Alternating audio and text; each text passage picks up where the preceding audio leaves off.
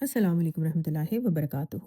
پچھلی قسط میں ہم نے عبد الغنی النابلسی کا ذکر کیا، وہ عارف کہ جنہوں نے دمشق میں ابن عربی کی روایت کو ایک نئی زندگی دی۔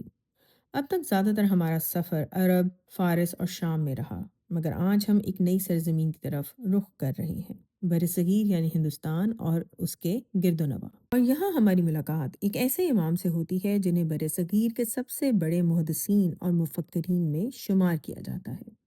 ان کا نام ہے امام شاہ ولی اللہ دہلوی۔ شاہ ولی اللہ کون تھے؟ ان کا پورا نام تھا قطب الدین احمد، جو شاہ ولی اللہ کے نام سے مشہور ہوئے۔ ان کی پیدائش 1114 ہجری میں دہلی کے قریب ہوئی اور ان کی وفات 1176 ہجری میں ہوئی۔ شاہ ولی اللہ ایک منفرد شخصیت تھے۔ وہ محدث بھی تھے، فقیہ بھی تھے، مفسر بھی تھے، فلسفی اور صوفی بھی تھے۔ انہوں نے علم حدیث کو بر صغیر میں ایک نئی بنیاد دی۔ انہوں نے قرآن مجید کا ترجمہ فارسی میں کیا تاکہ عام لوگ بھی اسے سمجھ سکیں، اور ان کی سب سے مشہور کتاب کا نام ہے حجت اللہ البالغہ۔ یہ کتاب اسلامی شریعت کی حکمتوں اور اسرار پر ایک عظیم علمی کام ہے اور آج بھی دنیا بھر میں پڑھائی جاتی ہے۔ شاہ ولی اللہ کی خاص بات یہ ہے کہ وہ بظاہر مختلف نظر آنے والے علوم کو ایک ساتھ جمع کرتے ہیں۔ ایک طرف وہ حدیث اور فقہ کے سخت اصولوں پر کاربند ہیں، دوسری طرف وہ تصوف اور روحانیت کی گہرائیوں میں بھی اترتے ہیں۔ اور اسی لیے جب شاہ ولی اللہ حقیقت محمدیہ صلی اللہ علیہ وآلہ وسلم پر بات کرتے ہیں تو ان کی بات کا ایک خاص وزن بھی معلوم ہوتا ہے، کیونکہ وہ ایک محدث اور ایک عارف دونوں کی گہرائی سے دیکھتے ہیں۔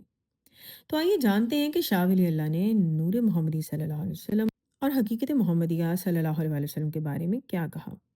شاہ ولی اللہ اپنی کئی کتابوں میں اس موضوع کو چھوتے ہیں۔ وہ مانتے ہیں کہ حضور صلی اللہ علیہ وسلم کی روحانی حقیقت تمام مخلوقات سے افضل اور مقدم ہے۔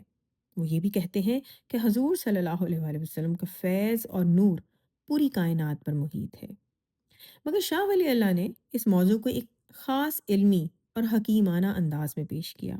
وہ صرف یہ نہیں کہتے کہ نور محمدی صلی اللہ علیہ وسلم سب سے پہلے ہے، بلکہ وہ اس کی حکمت بھی بیان کرتے ہیں۔ وہ سمجھاتے ہیں کہ اللہ تعالیٰ کے نظام تخلیق میں حضور صلی اللہ علیہ وآلہ وسلم کی حقیقت ایک مرکزی کردار رکھتی ہے، اور یہ کہ ہدایت اور رحمت کا سارا فیض اسی حقیقت کے ذریعے دنیا تک پہنچتا ہے۔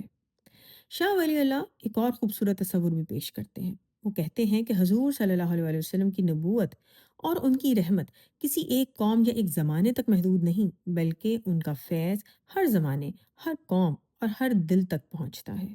اور یہی وہ بات ہے جسے قرآن نے بیان کیا کہ ہم نے آپ صلی اللہ علیہ وسلم کو تمام عالمین کے لیے رحمت بنا کر بھیجا ہے۔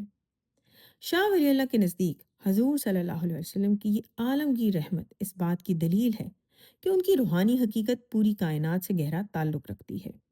اگر وہ تمام جہانوں کے لیے، تمام عالمین کے لیے رحمت ہے، تو ان کا فیض بھی تمام جہانوں اور عالمین پر محیط ہونا چاہیے۔ اور یہی منطق ہم نے اس سیریز کے آغاز میں بھی بیان کی تھی۔ شاہ ولی اللہ اس روایت میں ایک نہایت اہم کڑی ہیں۔ ایک طرف وہ پچھلے علماء کی روایت کے وارث ہیں، سہل تستری سے لے کر انابلسی تک۔ دوسری طرف وہ برصغیر میں اس روایت کے بانی بھی ہیں، یعنی ان کے بعد ہندوستان میں جو بھی علمی روایت پروان چڑھی وہ بڑی حد تک ان کے علم کا تسلسل ہے۔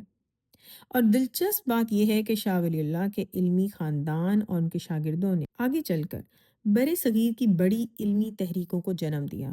تو شاہ ولی اللہ صرف ایک فرد ہی نہیں، بلکہ وہ پوری علمی روایت کا سرچشمہ ہے۔ اگلی قسط میں ہم بر صغیر کے ہی ایک اور عظیم امام کا ذکر کریں گے، وہ امام کہ جنہوں نے حضور صلی اللہ علیہ وسلم کی شان میں اپنا دل، اپنا قلم اور اپنی پوری زندگی وقف کر دی۔ ان کا نام ہے حضرت امام احمد رضا خان۔ تو انشاءاللہ اس دعا کے ساتھ اس ایپیسوڈ کا اختتام کرتے ہیں کہ اللہ تعالیٰ ہم سب کو حضور صلی اللہ علیہ وآلہ وسلم کی وہ معرفت عطا فرمائے کہ جس کو اللہ تعالیٰ اور حضور پاک صلی اللہ علیہ وسلم ہمارے لیے پسند فرمائے۔ آمین ثم آمین۔ صلی اللہ تعالیٰ علی حبیب محمد و آلہ وسلم۔